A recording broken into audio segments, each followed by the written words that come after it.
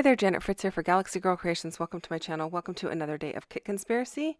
Today I am working on a single page layout, and again, we don't have any inspiration for this week, but the paper that I am using has trees on it. It is some of the Mountain Trek paper, and so I thought I would go over to Creative Fabrica and pull a pine tree clip art that I could turn into a cut file.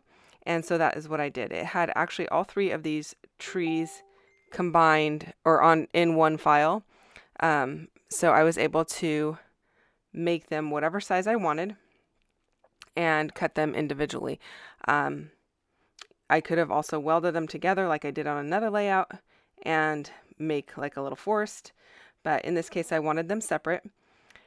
So I'm just kind of playing around with how I want these. Now there is like a mountain behind the photos. I don't really want the mountain, or I don't really need the mountain in there.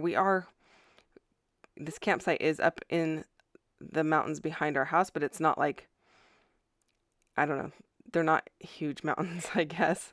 So I didn't really want to necessarily keep those mountains, and it didn't really matter if my photos covered it up. My photos had to go somewhere, so I thought that was a good place for them.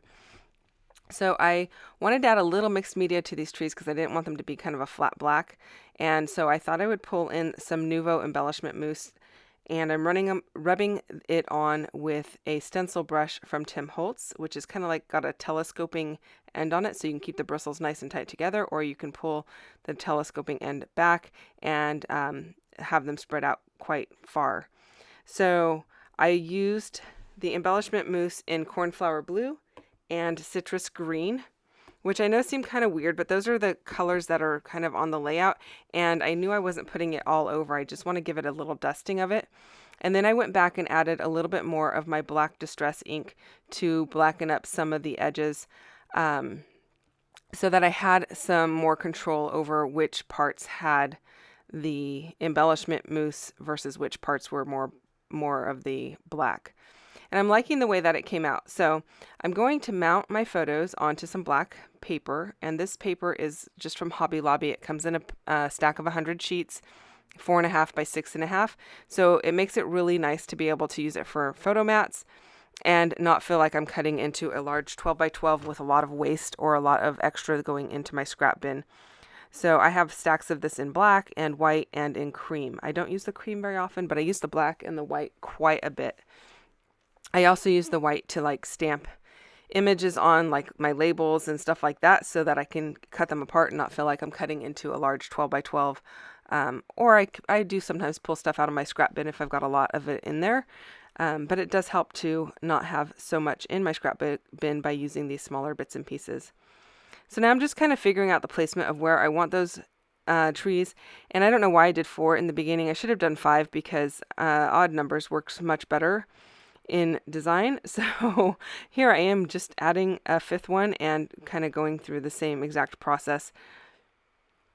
And I didn't go as heavy-handed on this one with the color, but that's okay.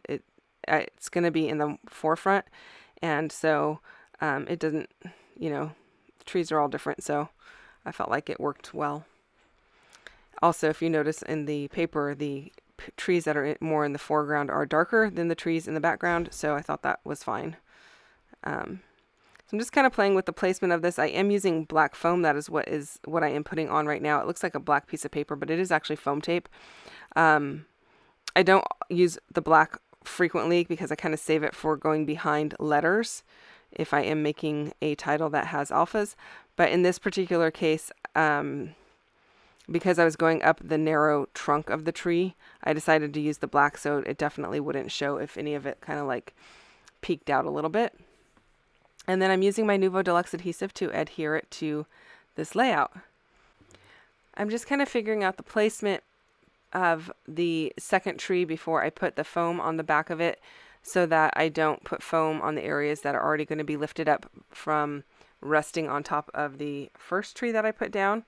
So just kind of like dry fitting it there so I don't waste my foam and have to peel it back off and potentially ruin the actual little tree there and have to cut more. That would absolutely make more work for me that I really just didn't need. So I always do try to think about dry fitting things before I start adhering them down and such. So it's a good practice to be in. It's one of those kind of measure twice, cut once deals. So there have been times when I've put adhesive all over the back of something and then had to pull it off because I totally forgot there was another piece that it was going on top of. So I've learned my lesson. I am using my acrylic block to kind of hold those in place while the liquid glue dries just a bit. It's a great way to just add a little bit of extra weight to it, because sometimes the die cuts like to kind of curl up and then pull away from the paper, and it's like a third hand holding it in its place. So the chipboard items there where it says go jump in the lake and the one with the compass on it, those are from a chipboard piece that I had stuck in a bin of camping ephemera that I had for my son, because I work on his scouting album quite a bit. Well, I don't work on it quite a bit, but when I work on it, that's where I kind of head to, because he camped a lot through Scouts. And so I just know my camping stuff is mostly in that bin. So that's where those came from. All of the other labels and such came out of my bin of green items, or yellow. There's some yellow ones up in the corner there. I'm not using yellow on this layout. Those are there from another layout that I had worked on, and they just haven't been put away yet. And they will probably stay there until I am done with this paper collection, because there is some yellow papers in here, or papers that have yellow or lean towards yellow. So I'll probably leave them there until I am done, because they're kind of generic items like labels and such. I am using these Freckled Fawn stickers to do my title, and my title is just Frog Finders. And I know it's a really cool font and everything, but it's no longer available. So I don't have a link for that or anything else. It is really cool. I do end up using some liquid glue, because over time these like to kind of curl and pull away from the paper. So the liquid glue is definitely helpful, and I find that just putting it on the back of my hand there works really well, because it's really close by. It doesn't dirty up anything that I have to clean. My hand is easy to wipe off at the end of the day, or at the end of the process. And you know, I'm not going to lay something else down in my glue on my table if I have put it like on my acrylic block or off to the side. And those letters are just way too small to try to use the glue directly on the letter. So I am I am cutting that label in half there so I can use it in two different areas. And what I like about that label is it's got kind of a teal look to it. It's kind of a blue-green, which matches the inside of the compass. So I thought those that was a good label to split in two, to bring into the other two embellishment areas, to kind of pull that color across. Now that little tab that I just put in there, it says #wishlist on it. And what I ended up doing is I'm just going to cover up where it says hashtag wishlist, and I'm going to put the word amazing. And yes, I know it reads amazing, simply amazing. And I thought that, that's fine. It can say that. We'll just pretend there's a comma. Amazing. Simply amazing. That's the way I'm going to read it anyway. But I had the word amazing in orange, and so it brought the orange down into that bottom left-hand corner, which is great because I have orange in the other two embellishment areas already. Now, I really like that circular piece that I just tucked in there. Unfortunately, when it was on my desk, it didn't look as great, and so I don't end up using it. But I do really like the way that it looked when I saw it on screen here. And I like that it brought in the softness of a circular item versus another item that is square or with, those more harsh lines. Although, the trees do a nice job of kind of softening things up because they are an organic shape. However, because they're so dark, they kind of do blend into the background a little bit, which is okay. It is the look I was going for, but yeah, that circular piece would have helped out just a bit.